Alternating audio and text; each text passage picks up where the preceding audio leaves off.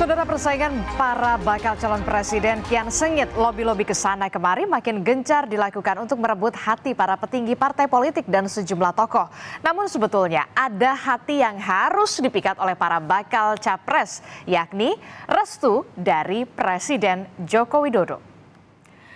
Ya, pasalnya saudara, endorsement dari Pak Presiden ini mampu mendorong peluang kemenangan capres. Dua bakal capres yang kini tambah lengket dengan Jokowi adalah Prabowo Subianto dan juga Ganjar Pranowo. Lalu siapa capres pilihan Joko Widodo? Ya, baik Prabowo maupun juga Ganjar sudah warawiri di tangga teratas survei elektabilitas calon presiden.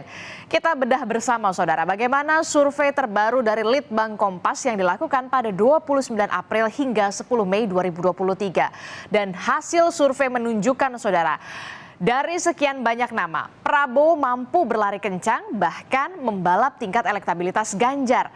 Bakal calon presiden dari Partai Gerindra dan juga PKB ini meraih elektabilitas tertinggi sebagai bakal calon presiden pilihan publik dengan angka 24,5%. Angka ini naik dari survei sebelumnya 18,1%. Sementara itu, saudara, bersaing ketat dalam perlombaan menuju kursi nomor 1 ada Ganjar Pranowo. Di peringkat keduanya di dalam survei Litbang Kompas, elektabilitas Ganjar sendiri sebetulnya cukup konsisten merangkak naik sebagai bakal calon presiden yang dideklarasikan paling buncit. Namun kali ini tingkat elektabilitas Ganjar turun dari awal tahun 25,3% menjadi 22,8%. Maju sebagai bakal calon presiden, Ganjar sudah mengantongi dukungan PDI Perjuangan dan juga P3.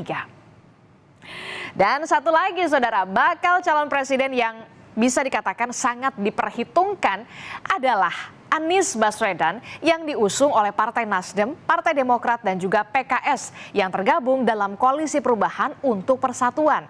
Nah, data survei mencatat tingkat elektabilitas naik 0,5% dalam periode yang sama menjadi 13,6%. Tentu saja banyak faktor yang mempengaruhi tingkat elektabilitas kandidat calon presiden dan faktor Jokowi Effect tidak dapat dipandang sebelah mata. Tapi kita harus lihat bagaimana Jokowi efek ini sangat berpengaruh.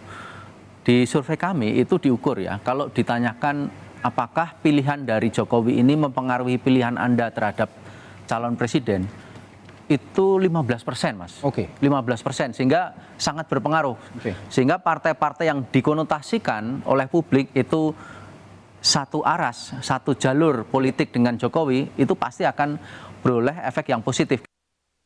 Yang jadi pertanyaan kemudian, mengapa kekuatan Jokowi efek kepada bakal calon presiden begitu kuat? Hal ini tidak terlepas dari meningkatnya kepercayaan publik terhadap kinerja Jokowi sebagai komando negara ini, yang akhirnya berpengaruh pula pada penilaian posisi politik Jokowi. Dan dari survei Litbang Kompas, saudara, tingkat kepuasan publik terhadap kinerja pemerintahan Joko Widodo ini terus menanjak sejak awal pemerintahan 2019. Dan pada survei periode 29 April hingga 10 Mei 2023, jarak antara responden yang puas dan tidak puas terhadap kinerja pemerintahan Jokowi ini semakin jauh. Sebanyak 70,1% responden menyatakan rasa puas kepada kinerja pemerintah. Tidak hanya pada sosok calon presiden, Jokowi efek punya sumbangsi besar pada tingkat elektabilitas partai politik, saudara. Efek positif akan dirasakan partai politik yang dikonotasikan publik satu arah dengan Joko Widodo. Kita simak bersama, saudara. Beberapa contohnya dalam survei Litbang Kompas. Tingkat elektabilitas PDI Perjuangan, Gerindra dan juga P3 ini naik masing-masing menjadi 23,3, 18,6 dan juga 2,9%. Bulan ini, saudara, PDI Perjuangan jelas-jelas adalah partai koalisi pemerintah di mana Joko Widodo adalah salah satu kader di dalamnya. Gerindra pun meraup keuntungan dari kebersamaan yang kerap ditunjukkan oleh Prabowo dan juga Jokowi. Dan P3 yang menjatuhkan pilihan bakal calon presiden kepada Ganjar Pranowo meski tengah berada dalam koalisi Indonesia Bersatu. Ya, kalau kita lihat bersama, sebaliknya kita lihat partai politik yang tidak seirama dengan sejalan dengan aba-aba Joko Widodo. Masih dalam survei yang sama, angka tingkat elektabilitas Partai Nasdem, saudara, Golkar dan juga PKB ini kalau kita lihat bersama ini menurun. Langkah Nasdem yang mengusung Anies Baswedan sebagai bakal calon presiden dilihat publik sebagai antitesis pemerintahan Jokowi. Kemudian sikap Golkar yang belum menentukan bakal calon presiden sangat memengaruhi awareness publik. Nah, untuk PKB, iya, dia memang sudah jelas berada di barisan Prabowo dan saat ini berada dalam koalisi pemerintah. Namun yang jadi persoalan adalah pilihan publik terhadap PKB ini nantinya sangat bergantung kepada apakah Muhaimin Iskandar selaku Ketua Umum PKB akan ditunjuk mendampingi Prabowo sebagai bakal cawapres atau tidak. Ya, sebagai kader PDI Perjuangan, saudara, Jokowi ini hadir saat partainya mendeklarasikan Ganjar Pranowo sebagai bakal calon presiden 21 April lalu di Istana Batu Tulis, Kota Bogor, Jawa Barat. Jokowi pun sempat tertangkap kamera bersama-sama dengan Ganjar dalam berbagai kesempatan. Namun, saudara, tidak serta-merta tentu saja Jokowi sudah absolut untuk mendukung Ganjar, sama seperti pilihan partainya. Kok bisa ya? Ya, kalau kita berandai-andai ya, Jokowi kan kader PDI Perjuangan, ya pastinya seharusnya Jokowi kan bisa terang-terangan ya mengendorse Ganjar. Nah, saat berpidato dalam puncak musyawarah rakyat relawan Jokowi di Istora Senayan, Jakarta 14 Mei yang lalu, Jokowi ini malah meminta para relawan jangan gerusa-gerusu memilih calon presiden. Jokowi pun memberikan wejangan bahwa Indonesia membutuhkan pemimpin berani demi rakyat, bukan yang hanya duduk-duduk di istana. Sejumlah nama pun mencuat dari musra. Dua yang paling terkuat adalah nama Prabowo Subianto dan juga Ganjar Pranowo. Oleh sebab itu sekali lagi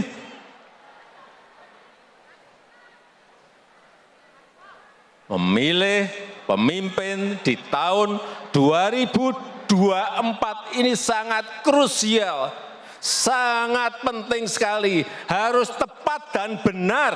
Oleh sebab itu saya bolak-balik menyampaikan,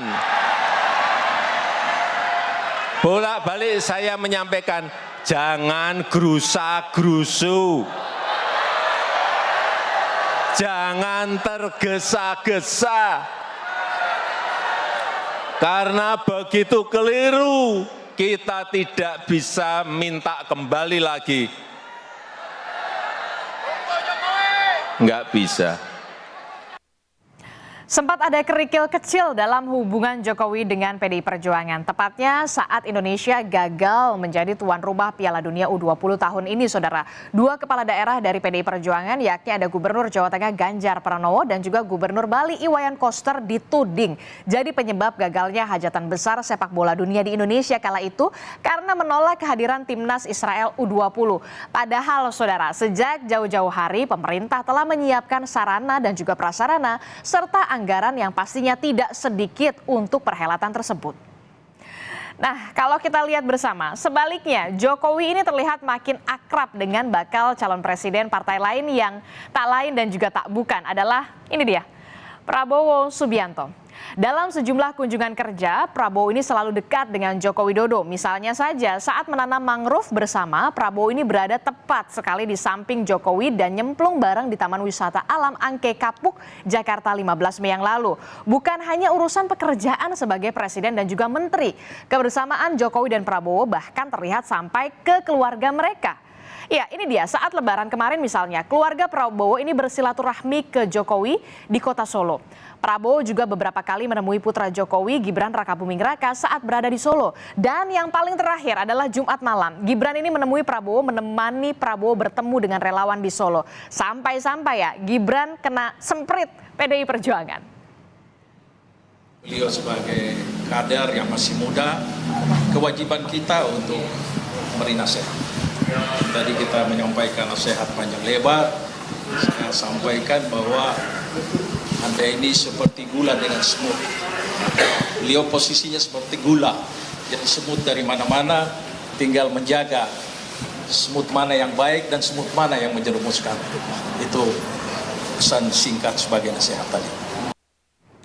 Ya, saat itu Gibran pun menjelaskan arti keberadaan dirinya saat bersama dengan Prabowo pada Jumat malam. Menanggapi pesan Ketua Umum PDI Perjuangan Megawati Soekarno Putri lewat Sekjen Hasto Kristianto yang meminta waspada dansa-dansa dan juga manuver politik. Gibran mengaku tidak melakukan manuver politik. Menurut Gibran, ia tidak memiliki pasukan dan berada di luar struktur partai. Gibran mengibaratkan dirinya ini cuma anak kecil, sehingga semua pihak diminta tidak perlu panik. Bermanuver, saya itu tidak di struktur partai, saya itu cuma kader biasa, saya itu masih kader baru, saya tidak punya pasukan. Manuver apa? Saya itu cuma anak kecil, jangan pada panik gitu loh ya. Mas Kapok, Saya tuh cuma anak kecil, nggak tahu apa-apa, jangan pada panik gitu loh ya. Kapok menerima aku dengan Pak Prabowo nggak Mas? Enggak loh, semua orang kan saya terima, Pak Anies, kita pengajian bareng dan lain-lain. Nanti malam juga ada Pak Gubernur, kan pasti kami terima. Ya, melihat konstelasi politik, publik tentu saja masih menerka-nerka siapa sebenarnya calon presiden pilihan Jokowi nanti saat pemilu 2024. Mengapa publik masih menerka? Ya, karena Jokowi ini masih tercatat sebagai kader dari PDI Perjuangan yang sudah punya bakal calon presiden yakni Ganjar Pranowo. Tapi kenyataannya, saudara, Jokowi ini terlihat lebih sering bersama dengan Prabowo ketimbang bersama dengan Ganjar menjelang Pilpres 2024. Ya, posisi tingkat elektabilitas calon presiden pilihan publik saat ini tentu saja masih fluktuatif. Banyak hal masih bisa terjadi dari sekarang hingga pencoblosan nanti saat perlombaan lari menuju kursi presiden 2024 terus mendekati garis finish. Dan kita akan lihat kepada siapa Joko Widodo akan menjatuhkan pilihannya nanti.